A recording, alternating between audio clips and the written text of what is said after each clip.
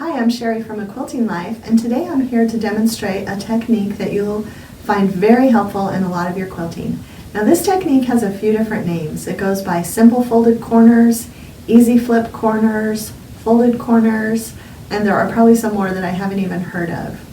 But I'm going to show you a couple of different ways to do this block. You might use it in a little house block like this, where I've done it here. I've got this whole quilt, and I used it not only in the house blocks, but I also used this method in the patchwork blocks. So let me show you what I'm talking about and how to make this little unit. Okay, I'm going to show you two different methods for using the easy folded corners or flip and sew method. What you do with this is you put your fabrics right sides together, and the unit that we're going to end up with is one that has part of the one fabric on top of the other. Now the traditional way of doing this is to draw a line,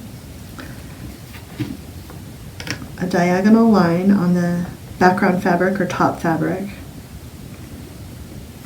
and then to stitch on that line. Okay, I'm going to show you one other method.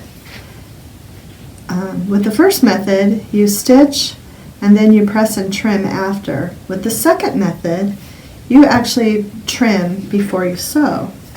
And this uses the simple folded corners ruler. It comes in two different sizes. This is the mini.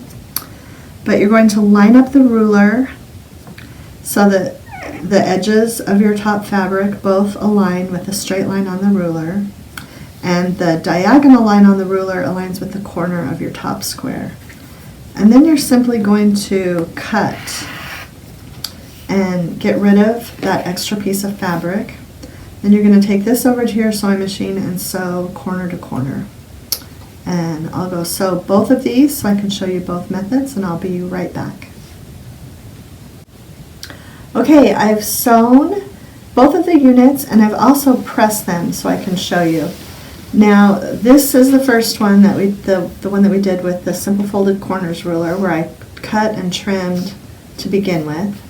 It's finished. Now the other unit that we sewed, we still have one more step.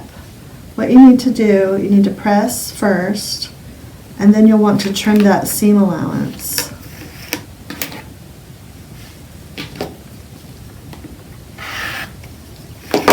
So you're going to end up with exactly the same thing. Both units are done, they're exactly the same.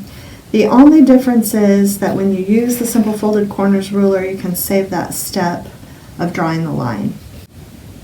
So I've given you two different ways that you can make the easy corner triangles, and hopefully one of those ways will work for you. It's just a little technique that you'll use a lot when you're making different quilt blocks.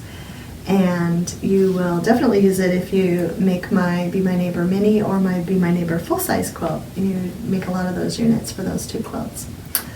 Thanks so much for watching this video. We'll have some more coming soon.